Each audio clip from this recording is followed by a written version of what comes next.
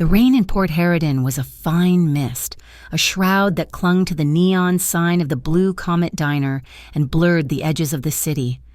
It was late, past midnight, and the diner smelled of old coffee and wet wool. Lena Cross moved between the few occupied booths, her steps quiet on the checkered floor. She was refilling a sugar dispenser when the wind shifted, pushing the heavy door open an inch and carrying the storm inside. With it came a smell that did not belong. It was not the ozone of the coming rain or the saltwater brine from the docks. It was acrid, chemical, and sharp, like scorched wiring mixed with sulfur. It was the smell of wet fireworks, and it pulled her gaze to the street. A black coupe was parked just outside, tight against the curb. It was too clean for a rainy night, and it sat wrong. Lena paused, the weight of the glass shaker heavy in her hand. Her gaze tracked the lines of the car. The front tires were too low, sinking slightly into the asphalt as if the engine block was made of lead, or something heavy had been placed in the front end. It had temporary license plates. As she watched, the streetlight caught a glint of moisture on something thin and dark stretched beneath the chassis, near the passenger side. A wire? The first aid course she had taken at the community center, the one that included a mandatory active threat seminar, flashed in her mind. They had spent 20 minutes on improvised devices. She felt a cold prickle move up her spine. Inside the diner, her focus shifted. Two men sat at the counter, their backs to her, hunched over coffee mugs. They wore baseball caps pulled low, obscuring their faces from the overhead lights. They had not touched their food. One of them checked his watch, then tapped his fingers on the Formica counter, a nervous rhythm that cut through the low hum of the coolers. They were watching the door. Lena moved back toward the kitchen pass-through. With a gesture that looked like a simple stumble, she knocked a metal pitcher of cream onto the floor. The clatter was sharp. As she bent to retrieve it, her hand shot out beneath the counter, pressing the small, custom button she had wired herself.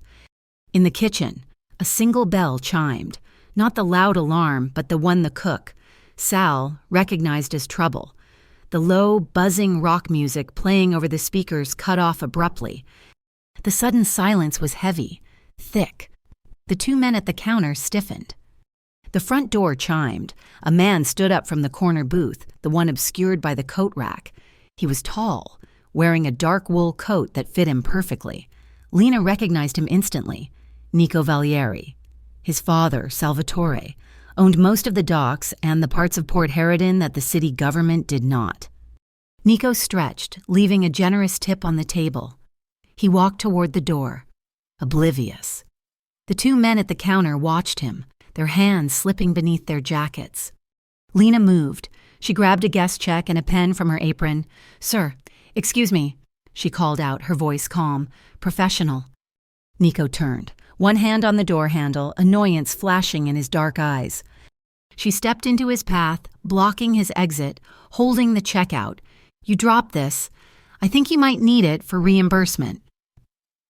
It was a weak excuse, but it bought her 2 seconds.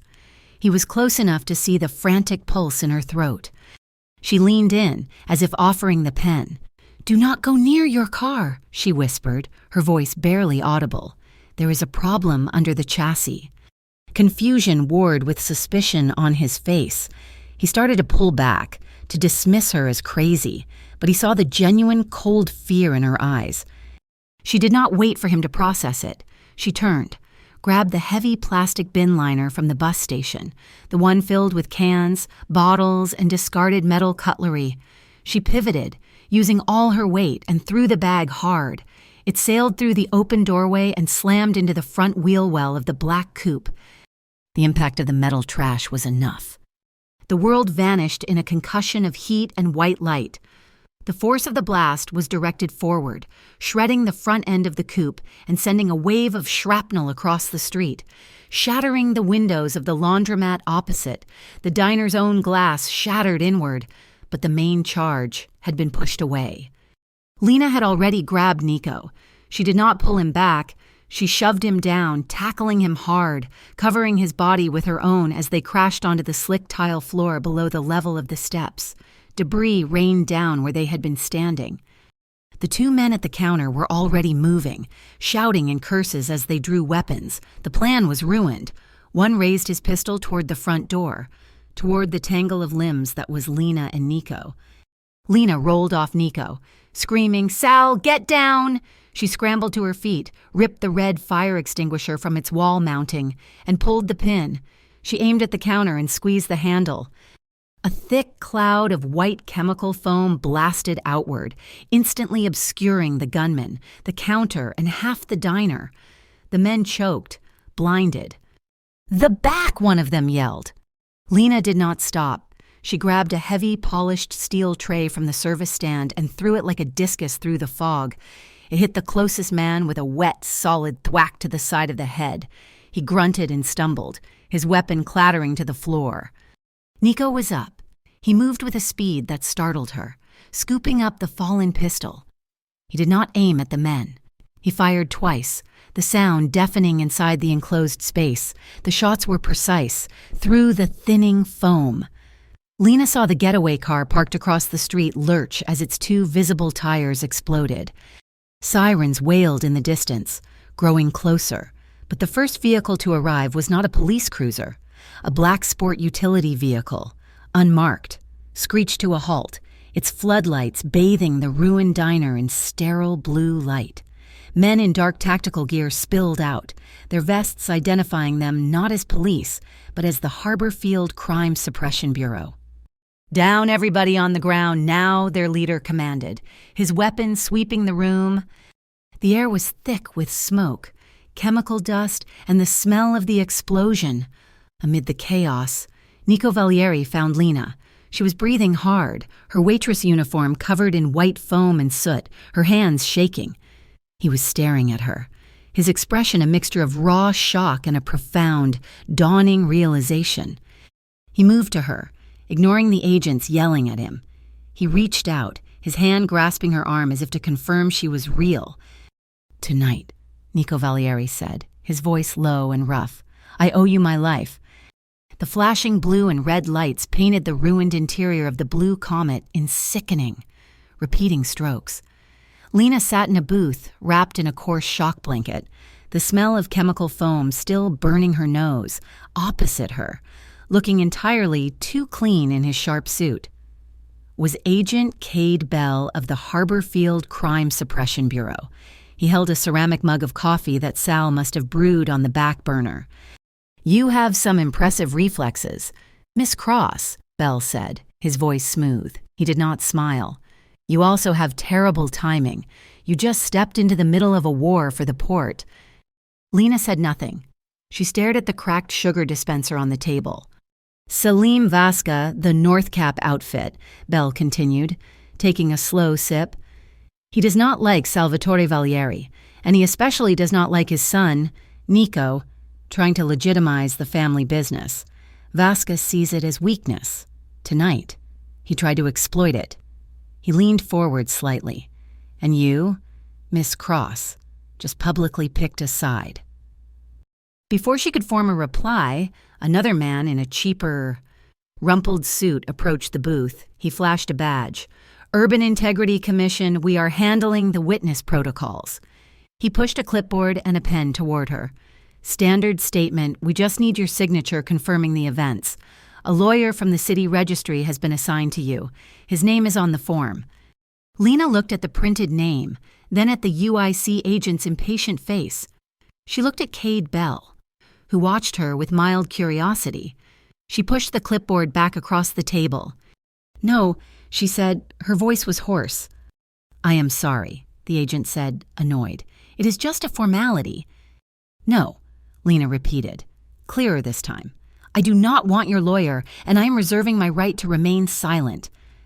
Bell's eyebrow twitched, the barest hint of amusement. The UIC agent turned red, but the sirens outside were closing in, and the press was arriving. He snatched the clipboard and stalked away. Nico Valieri emerged from the back office.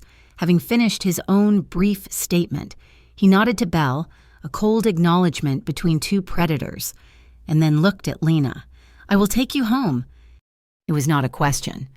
The ride was silent, the windows of his black sedan sealed tight against the rain and the city. They did not speak until they were standing in the dim, damp hallway outside her third-floor apartment in Tide Flats. The paint was peeling on her door, and the air smelled of stale cooking. She fumbled for her keys, her hands still shaking. His hand covered hers, stopping the motion. His skin was warm. "What I said in there," he said, his voice low, "about the life debt, it is real." She pulled her hand free and finally got the key into the lock. "I do not want it. I do not want any part of this. I am a waitress. I have rent due at the end of the month. That is my only concern." "That was your only concern," he corrected her, his voice flat. "You are now the woman who saved my life. They saw you do it. Salim Vasca saw you do it." She turned to face him, anger overriding the exhaustion. "So what is your solution? You put a target on my back." "No," Nico said. He stood very close, but did not touch her. "I'm putting my name over that target. There is an old Valieri custom. From this moment, anyone who touches you touches me. Anyone who aims at you is aiming at my father. That is the vow." The finality of it chilled her more than the explosion. "That is not protection. That is a prison I do not accept. Here is my condition: you fix Sal's diner, and you leave me and everyone at that diner alone. Do not pull me into your world." Nico studied her face in the flickering yellow light of the hallway, as if memorizing it. "I will agree to your terms," he said. "I will not involve you." He paused. "But my protection will—" "I do not want your men sitting in cars outside my building." "They will not be in cars," he said, "and you do not have a choice." He turned and walked down the stairs, his footsteps echoing long after he was gone. She locked her door. Sliding the deadbolt in the chain, she leaned against the wood, her heart hammering. She looked out her window. She could not see anyone. But she felt them. The next morning, the city was electric. Her phone had dozens of messages. The local news feed had exploded. Someone from the apartment building across the street had filmed the aftermath. The clip had gone viral, the shattered glass. Her standing with the fire extinguisher. Nico getting to his feet. The hashtag was trending in Port Harridan Blue Comet Harrow. Lena hated it. She hated her face being plastered everywhere. She was not a hero. She was a woman who had seen a wire and thrown the trash. Then the narrative shifted. A leak, quiet but deliberate, came from the Urban Integrity Commission. A reporter for an online news aggregate posted it. Sources within the UIC confirmed the explosive device was a military-grade package, not a typical crude pipe bomb, utilizing a sophisticated radio frequency detonator. Questions are now being raised as to how a diner waitress recognized the threat and reacted faster than security. They were making her an accomplice. They were painting her as an insider, a player in the game. They had taken her off the pedestal and placed her directly in the line of fire. She was pacing her small living room, chewing on a fingernail. When she heard the sound, a soft scrape, like paper sliding on wood. She froze. Someone was at her door. She listened, holding her breath. Nothing, just the drip of the faucet in the kitchen. She moved to the door and looked through the peephole. The hallway was empty. Then she looked down. A plain white envelope was lying on her welcome mat. Her blood ran cold. She waited a full minute before touching it, her mind racing. She nudged it open with her foot, then snatched it, locking the deadbolt again. Inside was not a letter. It was a photograph, printed on high-gloss paper. It was not a cell phone shot. It was from a professional lens, zoomed in tight. It captured the moment at the diner door, just before the blast, when she had leaned in to whisper to Nico. His face was turned to hers. It looked intimate. It looked like a conspiracy. She flipped it over. 4 words were scrawled in black marker. "Next time no one will—" The fear turned instantly to white-hot rage. She grabbed her phone and dialed the number for the Valieri Foundry, Nico's legitimate development company. The receptionist answered with a polite, automated greeting. "I need to speak to Nico Valieri. Now." "I am afraid he is in a meeting. Ma'am, can I take a—" "Tell him the waitress from the Blue Comet is calling about the photograph," Lena snapped. She was on hold for less than 5 seconds. His voice came on the line, calm and collected. "Lena."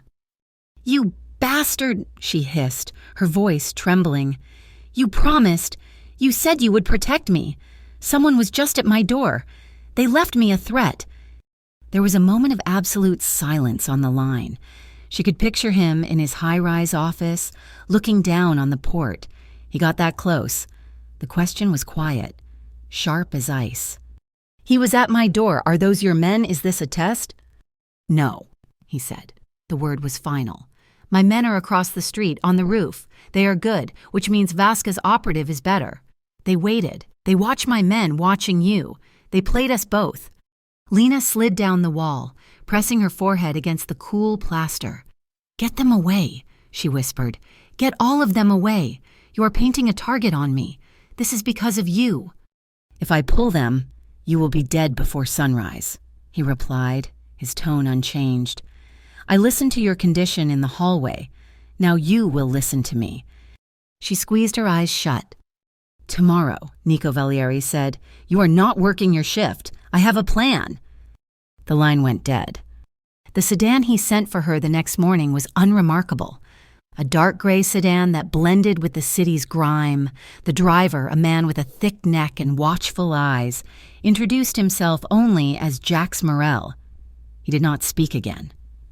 They drove away from the residential tide flats, past the noisy, struggling docks, and into the industrial heart of Port Harridan, a place of rust and forgotten brick. Jax parked in a secured garage beneath a massive building. The sign read, "Valieri Foundry Lofts." It was an old ironworks, its smokestacks long cold, but the brickwork had been meticulously restored. The air inside smelled of curing plaster, new leather and ozone, a stark contrast to her apartment. Nico was waiting on a suspended steel walkway, looking down at an architectural model that covered a massive table. He wore a gray Henley, not a suit, and the sleeves were pushed up, revealing scarred forearms. "This is my plan," he said, skipping any greeting. He gestured to the model. "The Harridan Renew Project, a clean port, fully automated, zero-emission logistics, tied to a new tech hub." Lena walked the perimeter of the table. It was beautiful, sterile, and looked impossibly expensive. "This is not the Valieri business I read about." "That is the point," Nico said. He looked up from the model, his eyes intense. "My father, Salvatore, he built his world on muscle and loyalty. He wants me to take his chair, to keep the old ways, the classic way." He ran a hand over the miniature replica of a container ship. "But that world is dying. It is loud. It is bloody. And it is built on things I will not do." He confessed it not like a weakness, but like a simple, hard fact. "I am building this as an escape route, for the family, a way to take our name and our money and make it clean, permanently. But doing it quietly means I am vulnerable. The North Cap outfit, Salim Vasca, they see this as weakness. They think I am soft." He paused. "And the old guard in my own house. The ones who like the classic way, they see it as a betrayal. I am a target from both sides." "And last night," Lena finished for him, "they found you." "They found me," he agreed. "And you—" 2 women entered the loft from a side office. The first was tall, athletic, with short-cropped hair and eyes that missed nothing. She moved with a fluid, silent economy. The second was older, immaculate in a tailored pantsuit, carrying a tablet. "This is my family in the shadows," Nico said. "Isolde Trent, we call her Izzy. She's my head of security. She's the one who missed Vasca's man at your door." Izzy nodded, her expression unreadable but sharp. It was an apology and a promise. "And this," Nico said, gesturing to the woman in the suit, "is Dr. Ava Cormack, our legal counsel. She keeps the legitimate walls high." "Miss Cross," Dr. Cormack said, her voice crisp, "we have prepared a private citizen protection program for your consideration. We believe your public identification necessitates immediate countermeasures." Nico took over. "A new phone, military-grade encryption, a new smart lock system for your apartment, installed by Izzy herself, not a third party, a variable route to and from work, provided by Jax. Lena crossed her arms. I appreciate the fortress, but I am not your prisoner, and I am not quitting my job. Izzy spoke for the first time, her voice low. Working at the diner is a liability. It is a fixed point. It is my life, Lena countered, her voice firm, and it is the only place I might get answers. She looked at Nico. I will agree to your locks and your phone, but I keep my shift, and your people stay out of the diner. No shadows at the counter, no one in the booths. That is my condition.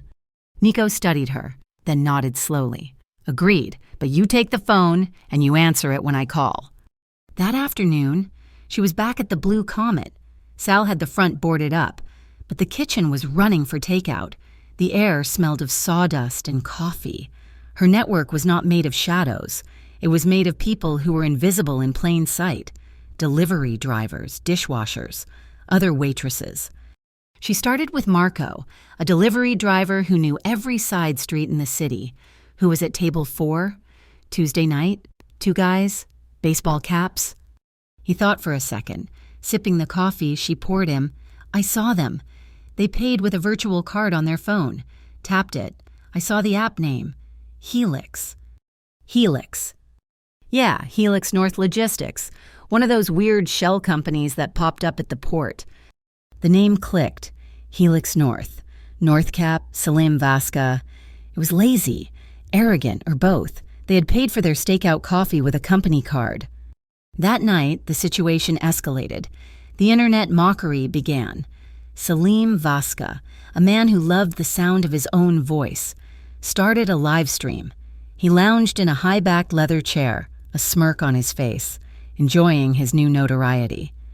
It is a sad day, Vasca said to his thousands of viewers, his voice dripping with false sympathy. The little port prince, Nico Valieri, so weak he cannot even walk to his car. He has to be saved by a waitress, a woman with a tray and a fire extinguisher. He laughed. Maybe he should put her in charge. The Valieri family, run by the Blue Comet Diner. It was a deliberate public attack on Nico's honor, designed to infuriate the old guard and paint him as incapable. Lena watched the clip on the new, sterile phone Nico had given her. It made her skin crawl. But 20 minutes later, a response appeared. It was not a press release from Dr. Cormack. It was Nico himself, using his own phone, recorded in the foundry. The lighting was harsh, his face half in shadow. He looked directly into the camera. Salim Vasca is right, Nico said, his voice quiet, carrying more menace than Vasca's shouting. I was saved by a waitress. He leaned closer. But here is the part he does not understand. That woman did not just save me. He held the gaze. She saw something he did not. She saw the wire. She saw the threat while his clumsy men sat at my counter. Vasca is blind, and the woman he mocks is the reason he failed. He did not end the stream. He just shut it off. The clip spread faster than the original. It was a declaration. He had not defended his own honor. He had elevated hers. He had confirmed her importance, confirmed her ability. Lena threw the phone onto her couch. He had not put her in a prison. He had put her on a pedestal, right in the center of the storm, with a spotlight aimed directly at her. The radio frequency detector Nico had given her was small, black, and looked like a cheap garage door opener. He had called it a precaution, a way to scan for signals. For 2 days. Lena carried it.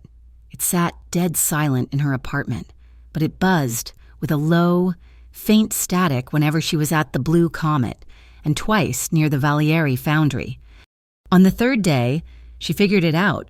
She sat at her small kitchen table, the device disassembled, a soldering iron from her old community college electronics class heating up. The static was not a detection. It was a feed, a faint, deliberate override on a specific frequency band. Someone was not just trying to find her, they were trying to listen to what she was finding. The device was a beacon, not a shield. It was an inside job. Someone in Nico's own circle was painting her. She did not call him. She did not trust the new phone. Instead, she went to the back room of an amateur radio club in the basement of a library. She emerged with a device of her own, a handmade scanner, its components visible through a clear case, its antenna a coiled copper wire. It was ugly, but it was clean. That afternoon, she handed the compromised RF detector to Marco, the diner's delivery driver, along with a cold soda. "Do me a favor. Stick this in your glove box, just for today. I think my ex is tracking it." Marco, who had 3 sisters and understood the look in her eye, just nodded. "You got it. Lena, he follows me. I take him on the scenic route past the fish market." She taped her own handmade device under the counter, near the register. Within an hour, a dark green, unmarked utility truck, the kind contractors use, pulled out and fell in line 3 cars behind Marco's delivery sedan. Lena was not in the sedan. She was at the Valieri foundry, in what Nico called the command room, a small office with a bank of monitors, sitting next to Izzy. Nico paced behind them. Lena had her laptop open, streaming a live feed. "Where is he going?" Nico asked, his voice tight. "He's following Marco," Lena said, her eyes on her screen. "And Marco is taking him to Warehouse 27, just like I asked." "Warehouse 27 is North Cap territory," Izzy stated, her hands flying over a keyboard, pulling up city maps. "That is a bad idea." "It is not their territory," Lena said calmly. "It is just a rental, and the owners were cheap." She typed a final command. The main screen flickered, then split into 4 grainy, black and white images. They never changed the default password on their security system. Admin 1234. Nico stopped pacing. He looked at the screen, then at Lena. A slow, impressed, and slightly disturbed look crossed his face. On the screen, they watched Marco's sedan pull past the warehouse. The green truck slowed, then turned, pulling into the long, dark alleyway that led to the warehouse's loading bay. "Now," Lena said. Izzy was already moving. She did not go for a gun. She picked up a phone and dialed, "This is Harborfield Waste Management. Our automated truck on River Street is reporting a level 4 hydraulic failure at the intersection of Dock and Pike. Yes, a full fluid spill. We need containment and a street closure immediately." Through the warehouse feed, they heard the distant sound of sirens. Not police, but the heavy engines of a tow truck and a city maintenance vehicle. "He is boxed in," Izzy said, hanging up. She had just closed the only 2 exits from the alley. The green truck's doors flew open. 2 men jumped out, not in contractor gear, but tactical vests.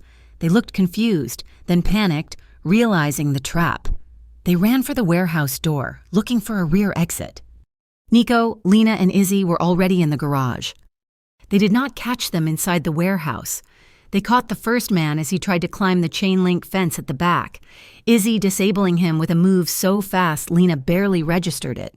The second one surrendered when he saw Nico emerge from the shadows, holding a tire iron. It was brutal, efficient, and silent. They had the man in the back of Jax's sedan, parked in the foundry's garage, in less than 10 minutes. He was not a hardened soldier. He was a low-level tech, scared, with a bleeding nose. "Who are you?" Nico's voice was low. "Nobody?" the man stammered.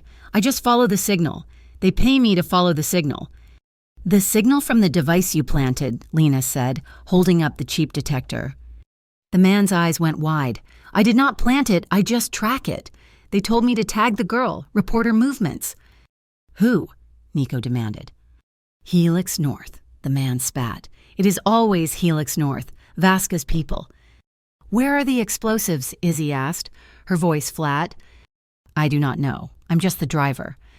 Nico stepped closer, and the man flinched, shrinking against the car door. "I swear, but I hear them talking. The stash. They said Vasca's personal stash is in a City Shield Port Authority container, number 405 B Dock. That is all I know." Nico's face was dark. He looked at Izzy. "Get Jax. We're going to B Dock. We're ending this." "No," Lena said. Nico turned to her. "This is not your world, Lena. This part is my job." "Your job is getting sloppy," she shot back. "You go in there. You are just another gangster shooting up the docks. You prove Vasca right. We caught him. We have the location." We have the witness." She jabbed a finger at the terrified man. "We take this to the Urban Integrity Commission. We use their law against them." "The UIC," Nico laughed, a bitter, harsh sound. "They are puppets." "Then let's see who pulls the strings." The meeting was held in a sterile conference room at the HCSB precinct. Agent Cade Bell sat at the head of the table, looking bored. Lena, Nico, and Dr. Ava Cormack sat on one side. Ava laid it out. "We have a sworn affidavit from this man," she said, sliding a tablet over, testifying that Helix North Logistics is actively targeting Miss Cross. He has also provided the location of a significant cache of military-grade explosives within a City Shield Port Authority container. "We are bringing this to you to act." Bell skimmed the report. He did not seem surprised or interested until his eyes hit one line. Lena watched him closely, his gaze snagged on the name Helix North. It was not a flicker of recognition. It was a fractional shift, a subtle tensing in his jaw. Gone in a second, he knew the name. And he knew it in a way he should not have. He looked up, his composure perfect. "This is excellent work, Dr. Cormack, very proactive." He smiled, a thin, cold gesture. "We will, of course. Secure the container immediately. The HCSB will take lead on this. Thank you for your civic duty." He was too cooperative, too fast. He was not just accepting the information, he was containing it. They were in the car, Jax driving them back to the foundry. When the call came, it was Izzy. "Nico, turn on the news." Nico tapped his phone. A local news helicopter was streaming live. A plume of black smoke was rising from B-Dock. "A controlled detonation. Authorities are saying," the reporter's voiceover explained, "the HCSB, acting on a tip, safely detonated a cache of illegal explosives found in a shipping container." Agent Cade Bell praised the anonymous tipster. "He did not seize it," Lena whispered, horrified. "He destroyed the evidence." Nico's face was carved from stone. He was watching the fire on his phone, but his eyes were on Lena. He warned them. Nico said, "Bell is Vasquez. He got the location and he called them. They moved the real stash and left a decoy, a warning." He was right. Vasquez was not just moving. He was talking. He was telling them, "I know you are watching, and my people are everywhere." As if to prove the point, Lena's new secure phone buzzed in her pocket, a text from an unknown number. It was not a photo this time, just one line of text. "Change your shift. Cross. Next time it is a person, not a car." He did not drive her back to the foundry. Jax took the coast highway, leaving the industrial grime of Port Harridan behind. The rain had stopped, but the sky was a heavy, bruised purple. They drove for nearly an hour until the city was just a smear of dirty light on the horizon. The sedan turned onto a gravel road, stopping at a chain-link fence that Jax unlocked. They were at Breakwater Point, an abandoned lighthouse, a skeletal white tower, stood against the churning, gray Atlantic. The air was clean and cold, smelling only of salt and stone. "Where is this?" Lena asked, stepping out onto the wet rocks. "My first safe house," Nico said, joining her, and he did not have a coat. "When I was a kid, when my father's world got too loud, I'd steal my mother's car and drive out here. The Coast Guard decommissioned it decades ago." He unlocked the heavy iron door at the base, and they climbed the winding metal staircase. The room at the top was not a ruin. It was sparse, but clean. A single cot, a table, 2 chairs, and a powerful radio setup. The windows were thick, curved glass, looking out over the endless water. "You are tired of being a symbol," he said, not looking at her, but at the waves. The blue comet hero, the girl who saved the dawn's sun. "And you are tired of being one, too," she countered. "The port prince, the kid with the bloody medals he never asked for." He turned to her, his expression unguarded for the first time. The arrogance was gone, replaced by a profound exhaustion that matched her own. "That gasoline explosion," he said, his voice quiet. "The one they always whisper about. I was 12 years old. It was a rival family trying to burn out one of my father's warehouses on the north side. I was in the back office, playing with a handheld radio, where I was not supposed to be. He unconsciously touched a pale, jagged line of scar tissue on his forearm, the one she had glimpsed at the foundry. I woke up in the hospital. My father was sitting by the bed. He was not crying, he was just looking at me. And he said, "Now you know. Now you see what we are." He was proud. Lena looked away, toward the sea. My scars are different. They are the kind you get from watching the person who is supposed to protect you just disappear. One bottle at a time. Her voice was flat, devoid of self-pity. My father did not build an empire. He just drank himself out of a job, then a house, then a family. He just left, faded away. I have not seen him in 10 years. She met his gaze. That is why I hate this. Your world, his world, it is just men making promises they cannot keep, leaving messes for everyone else to clean up. Nico watched her, the wind howling outside the thick glass, rattling the lantern housing. He reached into the pocket of his jacket, which he had slung over a chair. He pulled out a small, leather-wrapped object. He placed it on the table between them. It was a knife. It was old, the handle worn smooth, inlaid with dark wood. It was an heirloom, not a weapon. "This was my grandfather's," Nico said.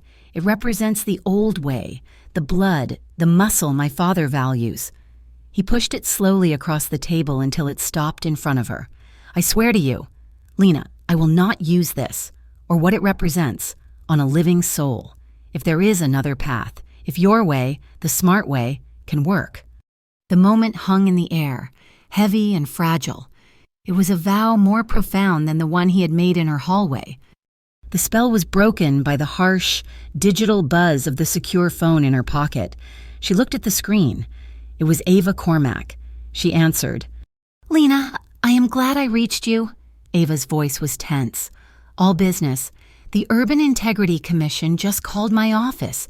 They are demanding you come in tomorrow morning, 9 o'clock, to sign a finalized affidavit regarding the diner explosion." "I already told them I was reserving my silence," Lena said. "They are claiming it is a non-negotiable public safety procedure, and—" Ava paused. "They specified you are to come alone, no counsel present." "That is insane," Lena said. "They cannot do that." "It is a procedural trap," Ava said, her voice sharp. "They want you isolated. If this investigation goes sideways, if Vasca's explosives conveniently disappear and Agent Bell covers his tracks, that affidavit makes you the primary, uncorroborated witness. They can paint you as unreliable, or worse, an accomplice. They will bury you to protect the city's image." Lena hung up, pressing her fingers to her temples. "They are trapping me. The UIC is trying to frame me as the scapegoat if this goes bad." "They will not touch you," Nico said, his voice turning hard. "They do not have to," Lena shot back. "They just have to leak one more story. Waitress recants story. Hero Waitress linked to port crime."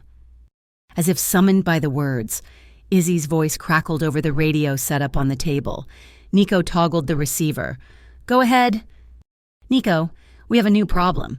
Izzy's voice was tight. "There is a leak from the mayor's office. The Harbor Lights Festival is next week. It is a massive public event, a fundraiser for the Children's Hospital, fireworks, the mayor. Half the city will be on the waterfront." Nico's face went pale. "A public gathering." "Vasca," he whispered. "A public stage." He grabbed the radio mic. He would not at a children's event. "He would," Izzy replied. "It is the biggest statement he could make, and guess who just guaranteed total control of the event security?" Lena and Nico looked at each other. They said the name at the same time. Cade Bell. Nico grabbed his own phone. "I am canceling it. I will call the mayor myself." He paced the small room, his voice rising. "Mayor, you do not understand the risk. I do not care about the city's image or the tourism board." What did you say?" Nico stopped pacing. He stood still, his back to Lena. He slowly hung up the phone. "He will not cancel," Nico said, his voice dangerously quiet. He said the Harborfield Crime Suppression Bureau has guaranteed the safety of the event. Agent Cade Bell himself is coordinating security. Lena looked past him, at the dark, raging water. The trap was not just for her anymore. It was for the whole city. He's not protecting the festival, Nico, Lena said, her voice hardening, the fear being burned away by a cold, clear anger. He's hosting the threat. The mole is not just in your house. He is in ours. He is the law. She turned from the window. We cannot run, and we cannot trust the police. Vasca is arrogant. Bell is arrogant. They think they are smarter than everyone. So what do we do? Nico asked. Pull everyone out. No, Lena said. She walked to the table and pushed the heirloom knife back toward him. We stop being the people they protect. We stop being the targets. Vasca wants to show off. Bell wants to be the hero who stops him. We let them. Let them what? Lena set a bomb. We let them build their trap, she said, her eyes flashing with a dangerous light. And I will design the floor. We are not skipping the festival. We are going to use it. The Valieri Foundry lofts felt like a fortress against the storm. The night before the Harbor Lights Festival, the city was holding its breath outside. A fine drizzle ticked against the tall, industrial windows. Inside. The only light came from a cluster of old tungsten bulbs hanging over the architectural model, casting a warm, yellow glow on the cold steel beams. The air smelled of concrete dust, old iron, and the sharp scent of coffee from a pot in the corner.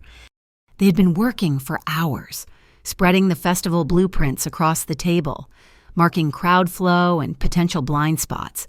Lena pushed her hair back from her face, wincing as she brushed against a long, stinging scratch on her forearm from a metal filing cabinet. Nico, who had been pacing the length of the loft, stopped, his gaze fixed on her arm. Hold still, he said. He retrieved a small first aid kit from a cabinet. His movements were steady as he opened a sterile wipe.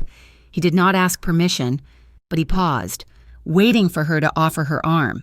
She did, holding it out over the blueprints. He was gentle, his touch unexpectedly light as he cleaned the scratch. His fingers were warm, and the proximity of his hand, the focus of his attention, shifted the air in the room. The vast, cold space of the foundry shrank to the few inches between them.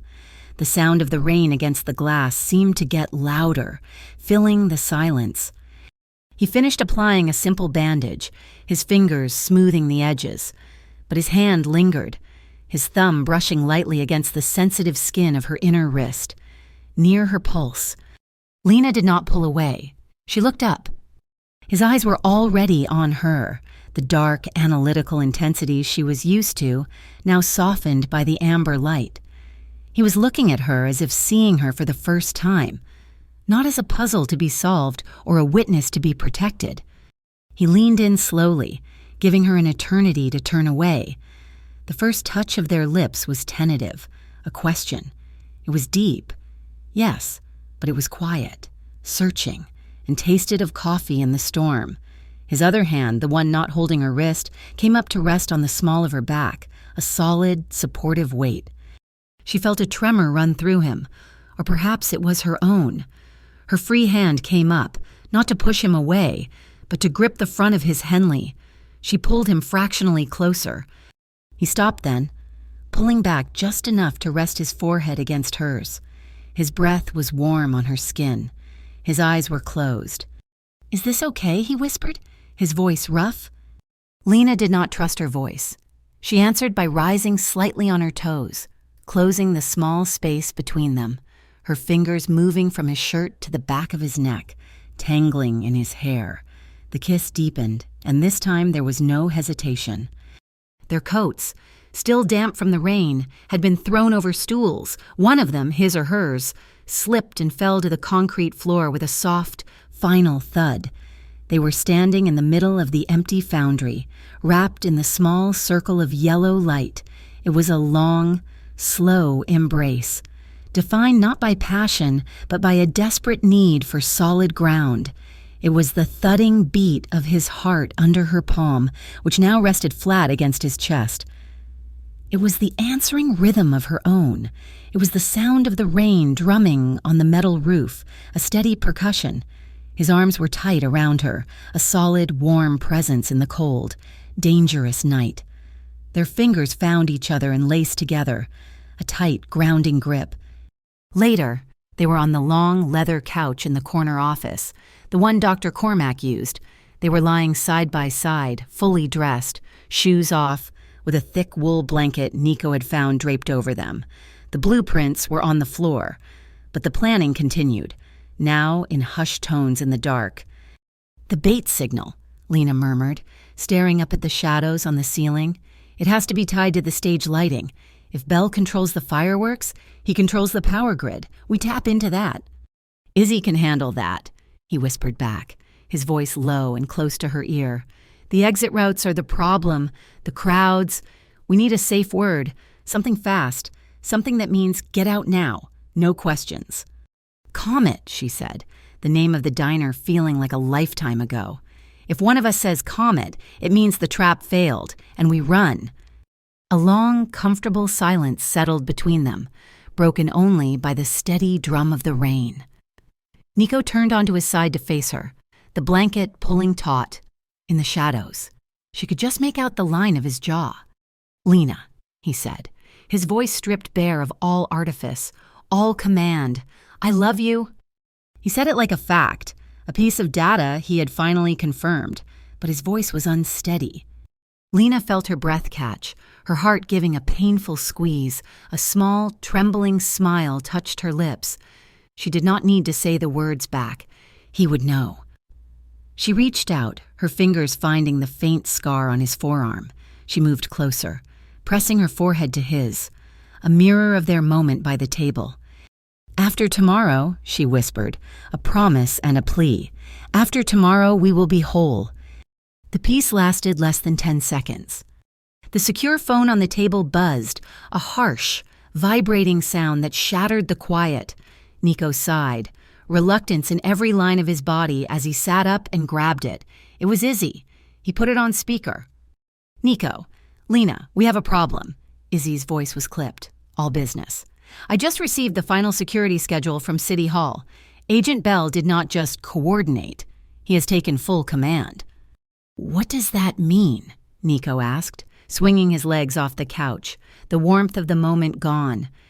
"It means he just filed an emergency protocol addendum, citing national security, to take control of the pyrotechnics display.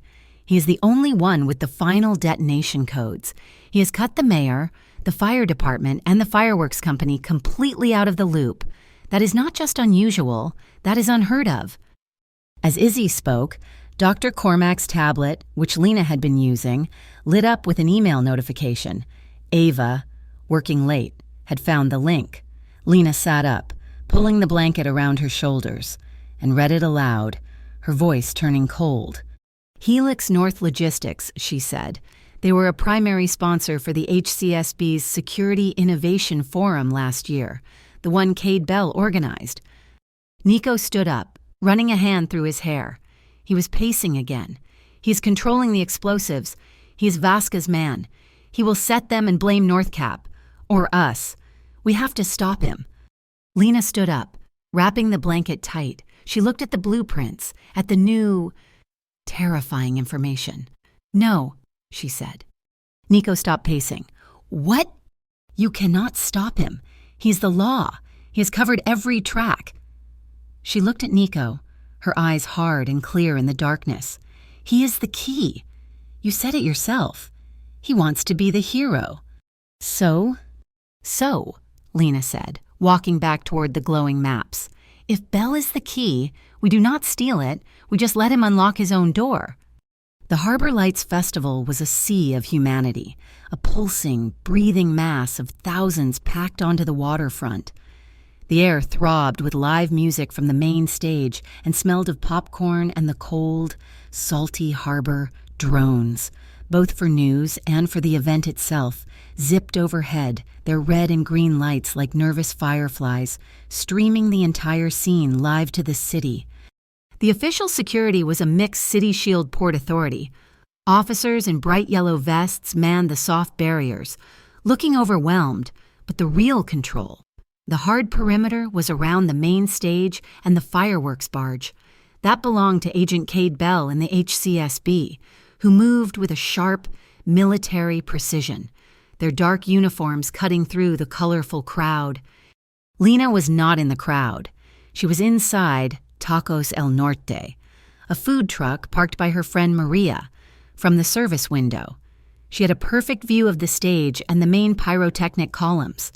Taped beneath the stainless steel counter, her handmade RF scanner fed a constant, silent stream of data to a tablet hidden by a stack of napkin dispensers.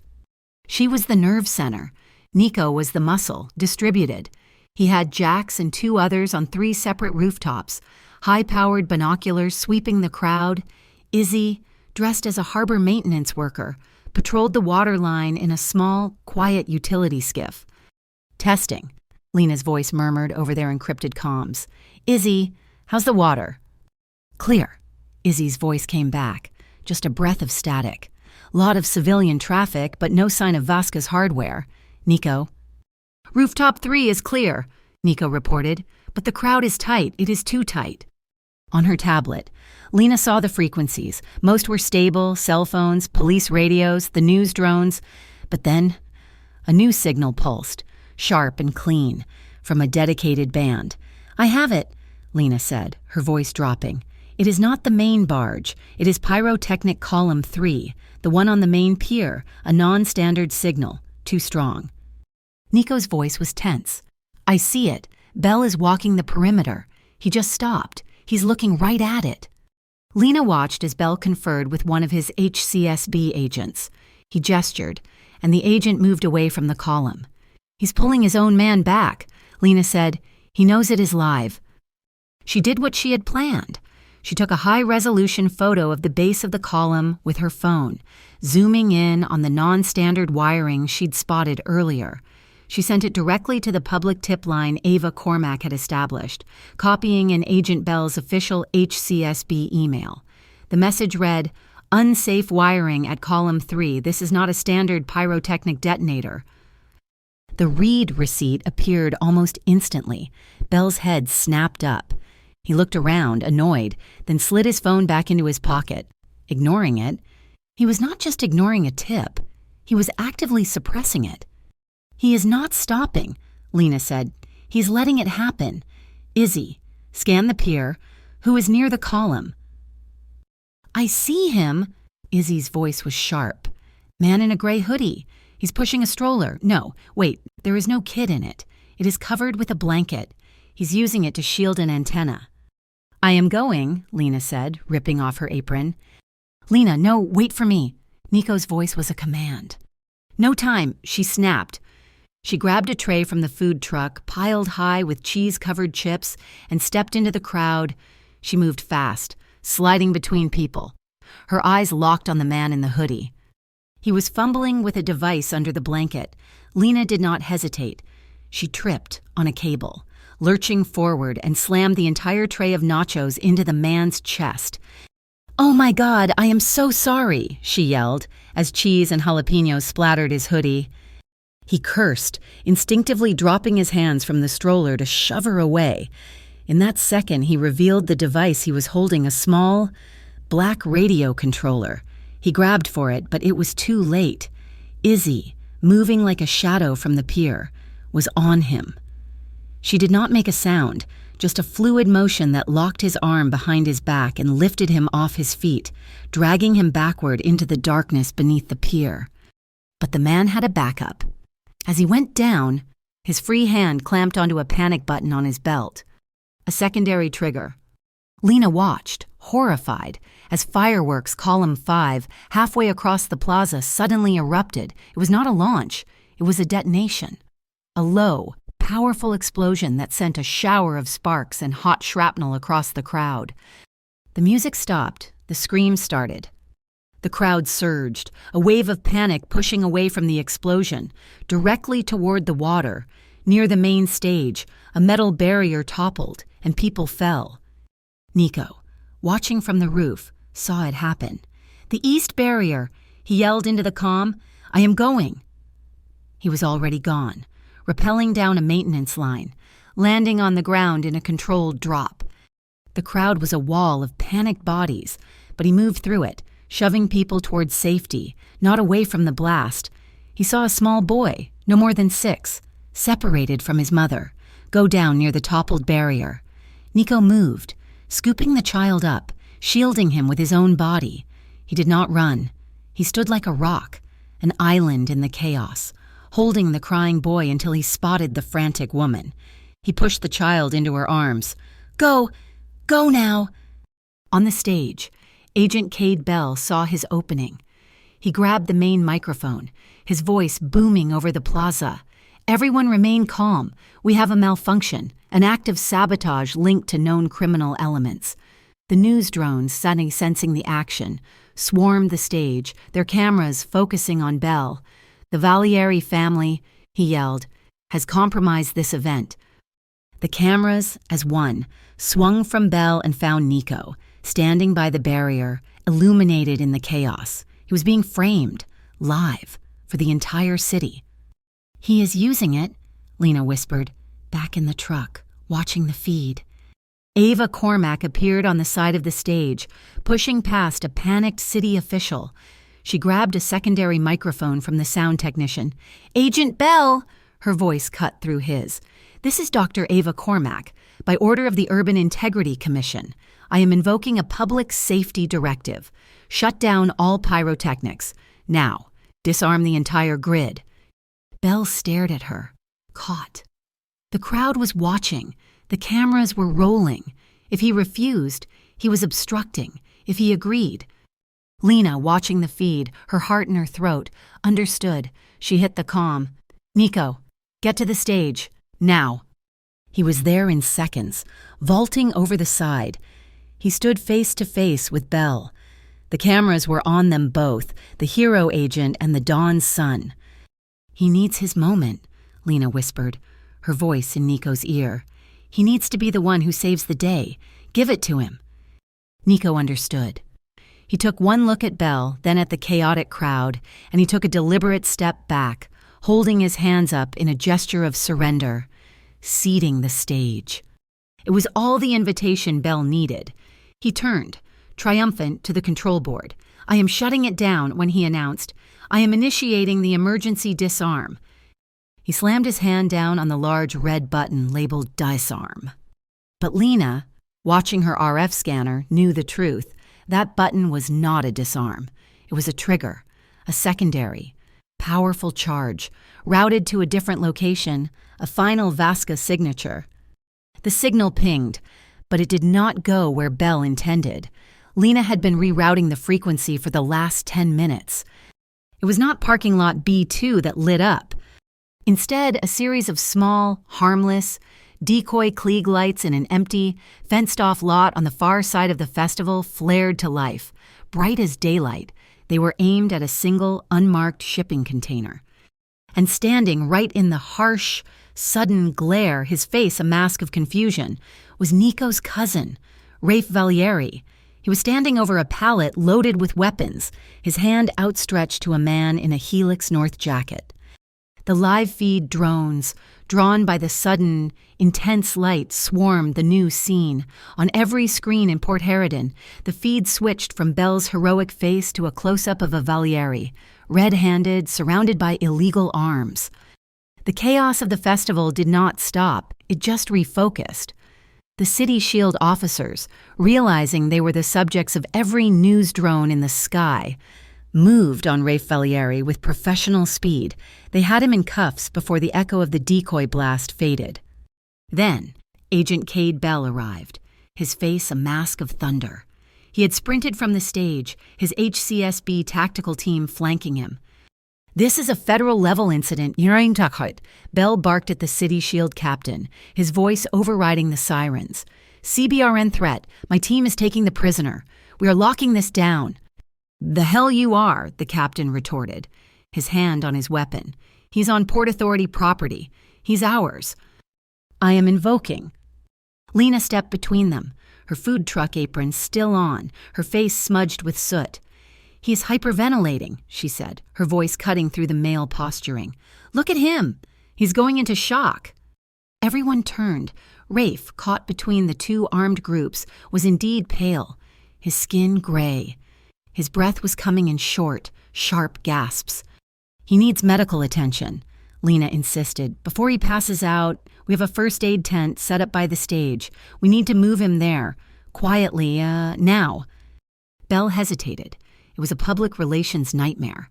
A dead Valieri, on camera, right after Belle's security had failed. "She is right," Nico said, appearing at Lena's side. "Get him stabilized, then your jurisdictions can fight over him."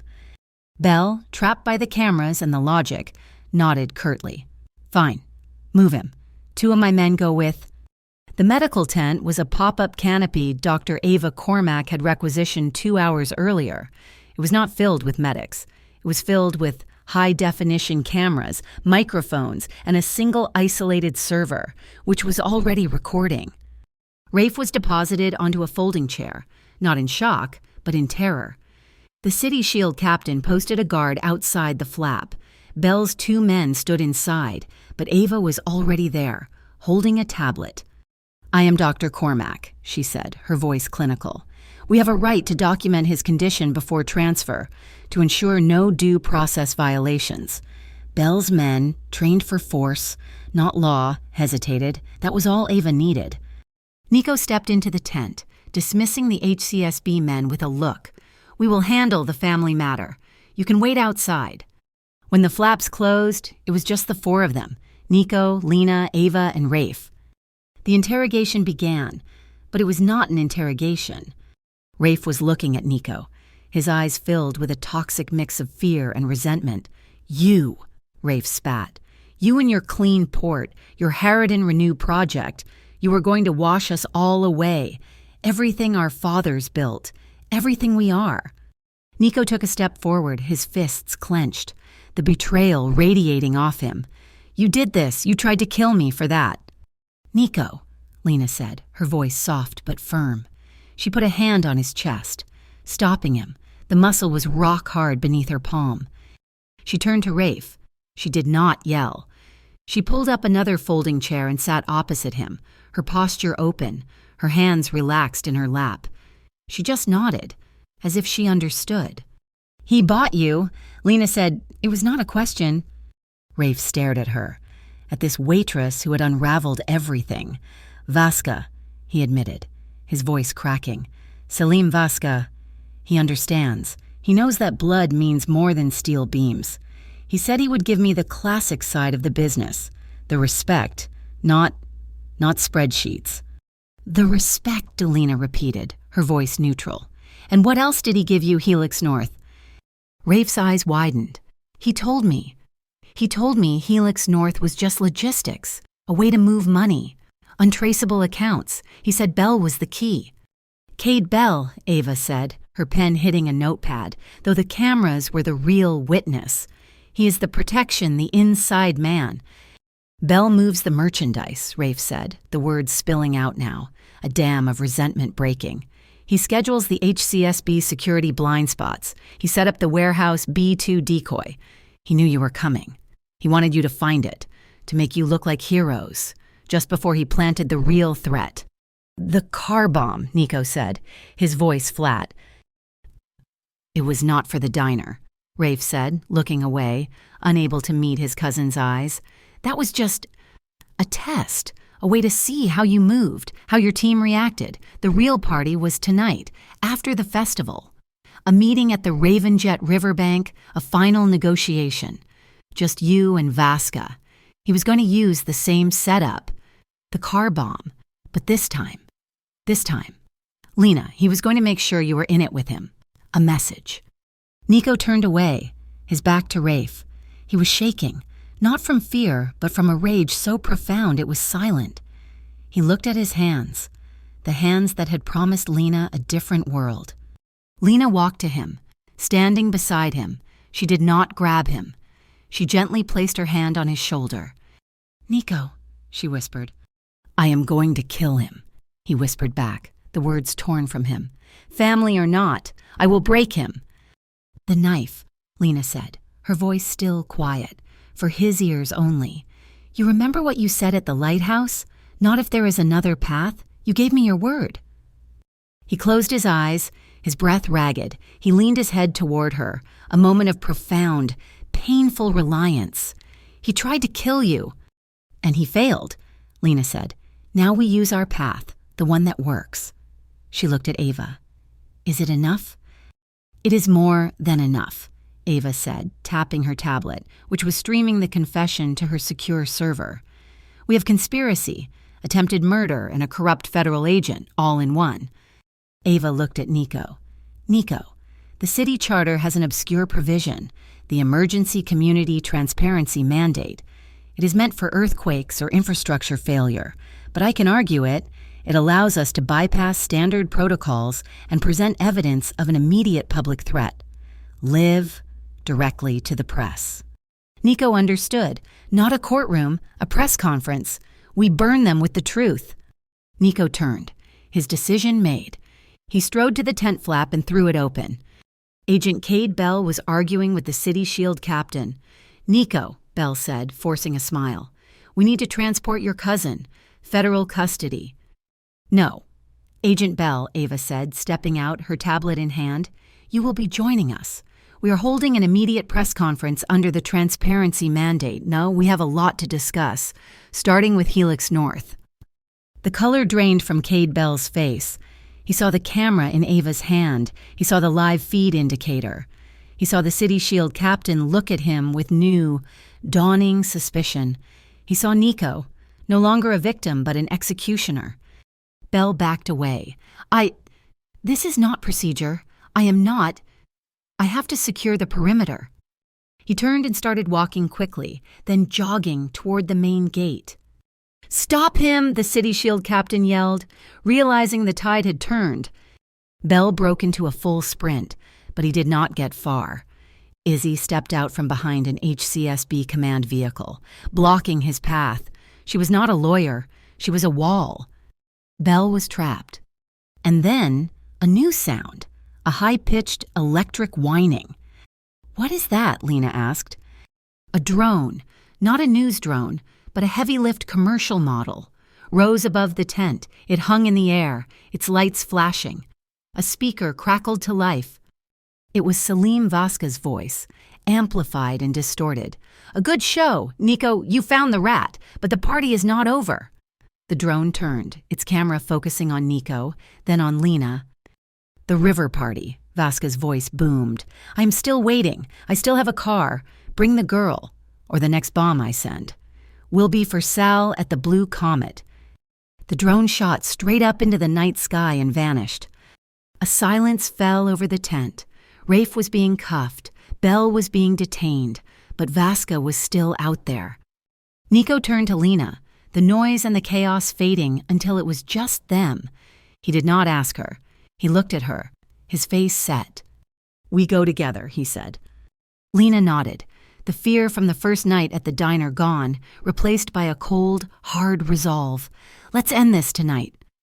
The Ravenjet riverbank was a graveyard of industrial steel. Old, decommissioned ferries were chained to the rotting docks, their metal hulls groaning as the wind swept in from the harbor, carrying the taste of rain and rust. At the center of the vast, cracked concrete lot, a single black sedan sat under a flickering spotlight, a perfect, arrogant repetition of the car bomb at the diner, high above, on the skeletal arms of two dormant shipping cranes. Lena could just make out the glint of scopes. Vasca had snipers. They walked out onto the open concrete. Nico and Lena, side by side. Izzy and Jax were ghosts in the darkness behind them. Lena wore a small, nearly invisible earpiece, her handmade scanner tucked into her belt, feeding her the airwaves. "I have the car trigger," she murmured, her voice calm, audible only to Nico and her team. Standard frequency, just like Vasca's ego. He's not even trying to be creative. "Izzy, Jax, you hear that?" Nico said. "Loud and clear," Izzy's voice crackled. "We are in position." But Lena had frozen, her head tilted, her eyes scanning the dark. "Wait, there is another signal. It is not the car. It is paired, a cascade charge. Oh, God. Her scanner was picking up a signal that was not remote. It was local, very local. It was coming from him. "Nico," she said, her voice dropping to a whisper. "Stop. Do not move." "What is it?" "In the chaos at the festival," she said, her mind racing, "when Belle's men or Rafe's, someone put something on you." He looked down, confused. "What?" "It is a pressure switch," she said, her hand moving to her pocket, grabbing her phone. "It is in your shirt. I am reading a dead man's trigger, a pressure collar. If you run, or if the car goes, you go. Vasca was never going to let you walk away." She saw the flash of panic, the dawning horror in his eyes. She did not give it time to grow. "Do not react," she commanded, her voice steady. She quickly pulled the thin, rubberized case off her phone. She stepped in front of him, blocking him from the snipers, her body shielding her movements. "Pretend I am fixing your shirt." She put her hand on his chest, directly over his heart, as if in a gesture of affection. Her fingers found it a thin, adhesive disc, no bigger than a quarter, stuck to his skin beneath his shirt. The pressure of her hand was now the only thing keeping the connection stable. "Do not breathe," she whispered. She slid the small piece of rubber from her phone case under her thumb, pressing it hard against the sensor, replacing her own body heat and pressure with the inert material. She carefully, slowly, peeled her hand away, leaving the rubber in place. The signal on her scanner held steady. "It is stable," she breathed, "but it is armed. It is tied to the car bomb. He triggers one, he triggers both." A loudspeaker crackled to life, Vasca's voice echoing off the steel. "The Prince and the Pauper. How touching. A perfect final date." The spotlight swung, pinning Lena. "The deal is simple, Nico," Vasca's voice boomed. "I want what is mine. I want the respect. Send the little waitress out, the one who started all this. Send her to the car, and I will let you walk away. My word of honor." Nico started to move forward. "Vasca, you want me, you coward. She has nothing to do with this." "She has everything to do with this," Vasca roared. Nico was going to trade himself. Lena grabbed his arm, her grip like iron. "No," she said. "Lena, get behind me." She shoved him back. "You owe me a life.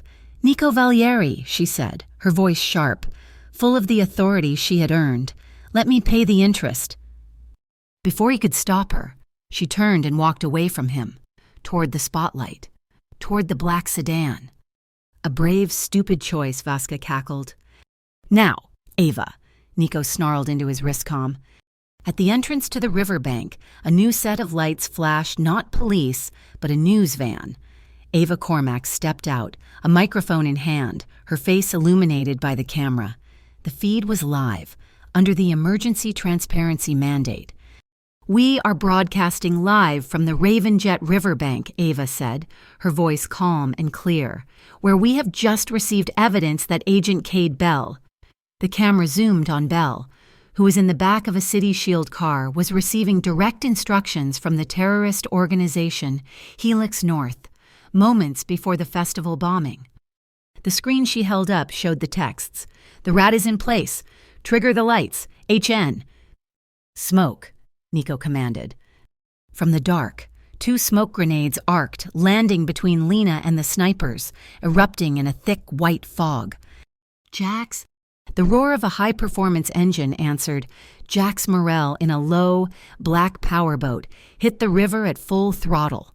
Massive speakers blaring static, creating a wall of sound to disrupt the sniper's communications. Vasca, his plan unraveling, panicked. Kill her now!" Lena, inside the smoke, heard the click of the trigger signal in her earpiece. The car was arming. But she saw something else. High on the crane, a new light, a red laser. It was not a radio trigger. It was a line-of-sight optical trigger, a backup, aimed at a sensor on the car. Lena did not run. She ducked behind a rusted metal bulkhead. She saw the sedan's side mirror. She angled her phone case, the one part still in her hand. She aimed. The sniper on the crane, his radio dead, his vision obscured by smoke, saw the red light of his own trigger. He squeezed his detonator. But Lena had caught the laser with the mirror, reflecting it fractions of an inch, away from the car and onto a different, smaller receiver she had spotted on the concrete. The sniper had just triggered the wrong charge. A massive explosion erupted, not from the car, but from under the steel ferry platform where the second sniper was perched. Vasca had booby-trapped his own escape route. The shockwave of the blast threw the sniper from the platform. The car bomb, however, was still live. The primary signal was still in the air. As the smoke cleared, Lena saw it. The red light on the dashboard was blinking. Armed. 5 seconds. "Lena!" Nico screamed. He was running, a black shape against the firelight, moving faster than she had ever seen him move. He did not try to get her out. He did not try to pull her back. He lunged, tackling her, shoving her behind a massive discarded steel plate, the kind used for ship hulls. He covered her body with his, a perfect, desperate reversal of the night at the diner. The sedan vaporized, the shockwave. A physical wall of heat and force slammed into their steel shield, which glowed red from the impact. The sound was a physical blow, a punch that stole the air. Nico held her, his arms locked around her, his face buried in her neck, shielding her from the shrapnel. Then, silence, save for the crackle of fire and the distant approaching wail of City Shield sirens, who had been waiting for Ava's signal. Nico rolled off her, his hands checking her for injuries. "Are you hurt? Are you hurt?" "No," she gasped. Just you," he said, his voice raw. From the burning dock, Rafe Valieri, flanked by 2 City Shield officers, pointed. His voice broadcast on the open police band from Ava's feed. "That is him, Salim Vasca. He made me do it, he and Bell." Vasca, his sniper's gone, his trap failed, was running. He sprinted for a small boat hidden in the shadows. He was almost there when a figure dropped from the rafters of the dock above, landing silently in his path. Izzy. Vasca raised a weapon. Izzy did not. She moved in a blur of precise, brutal motion. It was over in 3 seconds. She kicked the weapon from his hand and had his arm locked behind him, a set of metal handcuffs snapping shut. The king of North Cap was on his knees. The Aqua Tower was a column of glass and steel, a monument to Port Harridan's aspirations. The special session of the Urban Integrity Commission was held in its top-floor observatory, the city spread out below them, exposed. It was not a trial, it was a reckoning. On 3 massive suspended screens, Dr. Ava Cormack presented the case. The audio logs from the RF scanner, the high-definition video of Rafe Valieri's confession from the medical tent, the financial data from Helix North, and the final, damning evidence, the time-stamped text messages from Salim Vasca to Agent Cade Bell. Bell, stripped of his credentials, sat in a cheap suit, his face the color of ash. Vasca, in an orange jumpsuit, looked bored, as if this was merely an inconvenient delay. The commission's vote was unanimous. Both cases were transferred for federal prosecution on charges that included conspiracy and domestic terrorism. The proceedings were nearly closed when a voice, heavy and cold, echoed from the back of the room. "This is a family matter, not a public spectacle." Salvatore Valieri walked down the main aisle, the old Don, his hair silver, his suit immaculate. He stopped. Not before the commission, but before his son. The cameras, still broadcasting live, zoomed in. "Rafe is blood," Salvatore said, his voice low and dangerous. "We handle blood ourselves. Vasca is mine to break. You do not bring our world into their light." Nico, who had been sitting with Lena, stood. He met his father in the aisle, not as a son, but as a man.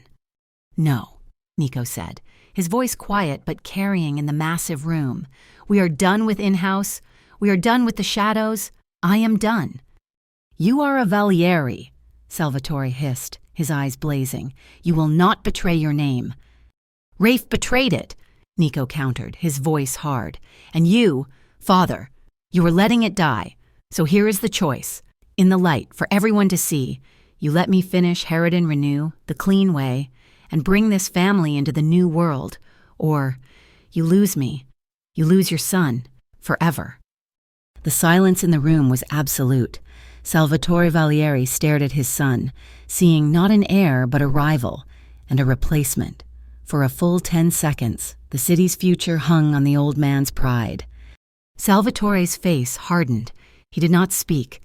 He simply straightened his tie, turned his back on his son, and walked out of the Aqua Tower, his footsteps the only sound.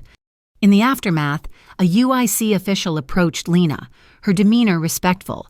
"Miss Cross, in light of your testimony and the clear threat, we are prepared to offer you full placement in the Witness Protection Program." Lena looked out the window, at the distant, familiar shape of the Blue Comet Diner. "No, thank you," she said. "My community is there. My life is there. I am not running." Ava Cormack stepped forward.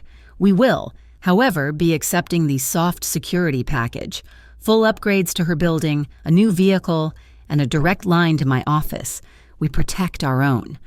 As they left, a line of prisoners was being escorted to a transport vehicle. Rafe Valieri, in handcuffs, paused as he passed Nico. "Nico," he stammered, his eyes red. I was jealous of what you were building. I was weak. I am sorry." Nico just stared at him, the muscle in his jaw clenching and unclenching. He said nothing. He could not. As the guards pushed Rafe forward, Lena felt the tremor in Nico's hand. She reached over and laced her fingers through his. "I cannot forgive him," Nico whispered, the words ragged. "He tried to kill you." "I know," Lena said softly, squeezing his hand. "Forgiveness is not for him. It is for you. It is how you take your future back from what he did. You just have to decide he is not allowed to live in your head anymore." Nico looked down at their joined hands, and for the first time, the rage in his eyes cooled. The Harridan Renew project was approved the following week. Nico's first act as the new, undisputed head of the Valieri Holdings was to appear before the commission again. He voluntarily transferred every gray asset, the cash-heavy businesses, the offshore accounts, into a new civilian oversight trust, a move that cut off the last of his father's dirty money and finalized the Valieri break from the past. That weekend, they drove to Breakwater Point. The wind was gentle, the sea calm, in the lantern room. Lena picked up the heirloom knife Nico had laid on the table, the one that symbolized the old way. She looked at it, then at him. She walked to an old wooden chest by the cot, a box of maritime keepsakes. She placed the knife inside, closed the heavy lid, and turned the iron key. It was a new vow, made without a word, protection without brutality. They returned to the Blue Comet Diner. The new windows were in, the neon sign buzzing brightly. When Lena walked in, Sal the cook banged a metal spoon on a steel pot. The few regulars at the counter turned and started a slow, warm round of applause. Lena flushed, ducking her head as she grabbed her familiar apron. Nico stood awkwardly by the door. "Sal," he said, clearing his throat, I need a job." Sal stopped polishing a glass. "A job? You own the place." "Just for one night," Nico said, his eyes on Lena. "I need to learn her life. I want to wash dishes." Sal stared, then broke into a loud, booming laugh, tossing a heavy black apron at Nico. Lena smiled, a real, unguarded smile, and stepped behind him to tie the strings, her hands resting on his back for just a second. She was showing him how to load the industrial sprayer when a car pulled up outside. A sleek, black coupe. It parked at the curb, in the exact spot. Then a sound, a faint tick. Lena's body went rigid. Her hand snapped out, grabbing Nico's arm. The diner went silent. But she did not scream. She did not run. She had learned. She held one finger up for quiet, then signaled to Sal, "Lights." Sal hit the breakers. The diner plunged into darkness. Lena moved to the window. Nico at her shoulder, his body tensed. The car was empty. The tick came again. It was thin, musical. She pushed the diner door open and stepped onto the dark sidewalk. She knelt. There, in the gutter, reflecting the dim streetlight, was not a bomb. It was a tiny tin music box, dropped by a child, its mechanism clicking as it played a faint, tinny melody. Lena let out a breath she felt she had been holding for her entire life. She sagged, leaning her forehead against the cool brick wall of the diner, the sound of the ticking music box filling the quiet street. Nico came up behind her. He did not pull her away. He stepped close, wrapping his arms around her, pulling her back against his chest. He was solid, warm, and real. He rested his chin on the top of her head. "That night," he whispered, his voice rough, his breath warm in her hair. "You pulled me from a car bomb. You pulled me from the fire. From now on, Lena, anytime you hear a tick, anytime you hear the world about to explode, I will be the one pulling you toward the peace." The knot of fear and abandonment that had lived in her chest for a decade finally unraveled. She turned in his arms, her hands flat on his chest, right over his heart. She looked up at him, a slow smile spreading across her face. "Comet," she whispered. He smiled back. In the distance, high over the port, the city's first official, safe, and sanctioned fireworks display began. They stood in the shadows of the blue comet, watching the colors explode against the night sky, knowing the vow made in the fire had, at last, become their future. Thank you so much for listening to this story. We would love to know where in the world you are tuning in from. Please, leave a comment below to share your thoughts and say hello. Do not forget to subscribe to Mafia Boss Story, like this video, and give us a little extra support by hitting that hype button so this story can be heard by even more people.